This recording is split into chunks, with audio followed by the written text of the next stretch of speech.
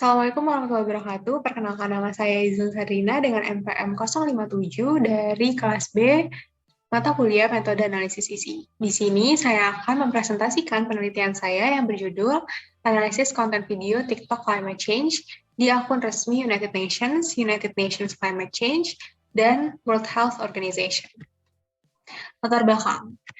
Media sosial dapat mendorong pengetahuan yang lebih baik mengenai perubahan iklim, mobilisasi aktivis perubahan iklim, ruang untuk berdiskusi, dan juga sebagai ruang yang menggambarkan climate change sebagai sesuatu yang negatif. Hubungan antara media sosial daring seperti TikTok dan konsumsi berita sendiri penting karena menunjukkan hubungan antara bagaimana orang menggunakan media sosial dan bagaimana mereka memandang isu-isu sosial yang penting, termasuk perubahan iklim.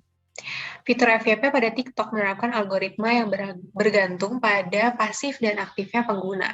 Ini membuat konten yang pengguna nikmati adalah konten yang personal. Personalisasi tersebut dapat mengurangi jarak psikologis antara pengguna dengan permasalahan perubahan iklim dan dapat memudahkan mereka untuk memahaminya.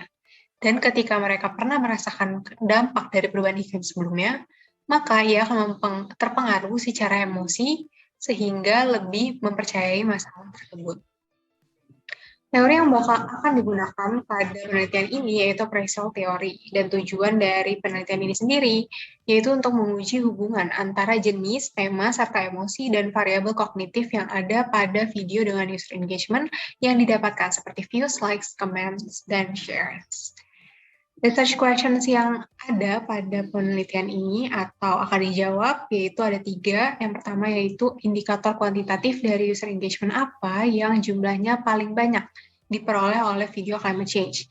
Bagaimana kelengkapan format video climate change pada akun TikTok United Nations, UNCC, dan WHO. Bagaimana hubungan antara jenis dan tema video climate change dengan user engagement yang didapatkan seperti jumlah views, likes, comments, dan shares. Selanjutnya, hipotesis di sini ada 3 juga, yaitu terdapat hubungan antara jenis video climate change dengan views, likes, comments, atau shares yang didapatkan. Terdapat hubungan antara tema video climate change dengan views, likes, comments, dan shares. Terdapat hubungan antara emosi dan variabel kognitif pada video climate change dengan views, likes, comments, atau shares. Selanjutnya, metodologi penelitian. Sampel pada penelitian ini sendiri berjumlah 99 video dan final sampelnya berjumlah 96 video. Penentuan sampel ini sendiri menggunakan teknik purposive sampling dengan kriteria tersebut.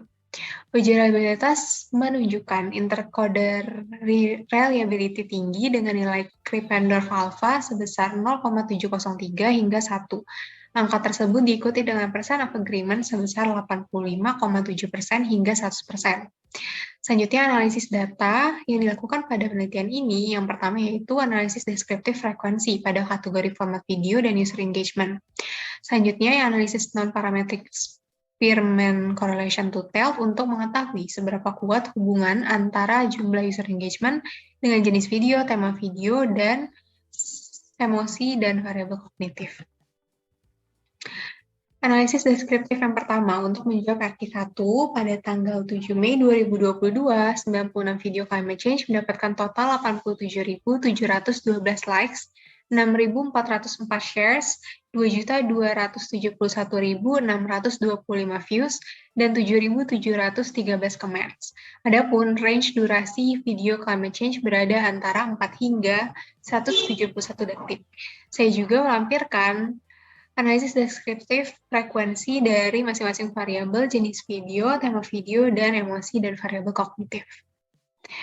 Analisis deskriptif selanjutnya yaitu format video untuk menjawab RQ2.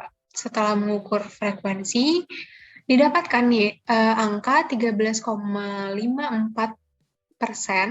diantaranya menggunakan fitur terjemahan, 92,71% menggunakan teks, 52,08% menggunakan bahasa lisan, 87,5% menggunakan musik, dan seluruh video menggunakan caption yang juga disertai hashtag. Selanjutnya, uji korelasi dilakukan untuk unit video dan user engagement. Dari hasil uji korelasi menggunakan uji Spearman to tail, diketahui bahwa jenis video yang digunakan pada video climate change berkorelasi dengan views yang dilihat dari nilai signifikansi 0,017 atau kurang dari 0,05. dan nilai koefisien korelasi menunjukkan nilai min 0,243 atau masuk ke dalam rentang hubungan sangat lemah. Ini berarti hubungan antara kedua variabel sangat lemah dan negatif. Dan untuk indikator user engagement lainnya, diketahui bahwa signifikansi lebih dari 0,05 atau tidak berhubungan. Ini membuktikan dugaan pada hipotesis pertama, yaitu jenis video hanya memiliki hubungan dengan views, tapi tidak dengan likes, shares, dan comment. Selanjutnya, uji korelasi untuk tema video dan user engagement. Didapatkan nilai signifikansi dari keempat indikator user engagement lebih dari 0,05 atau tidak ada hubungan. Ini menyimpulkan bahwa H2 ditolak. Selanjutnya, uji korelasi untuk emosi dan variabel kognitif terhadap user engagement. Diketahui nilai signifikansi two-tailed sebesar 0,000 atau kurang dari 0,05 dengan angka koefisien korelasi min 0,359, yang berarti emosi dan variabel kognitif memiliki hubungan yang cukup kuat dan tidak searah dengan comments yang didapatkan oleh video climate change. Selanjutnya, nilai signifikansi 0,025 dengan koefisien korelasi sebesar min 0,228 membuktikan bahwa emosi dan variabel kognitif memiliki hubungan sangat lemah dan tidak searah dengan views yang diperoleh.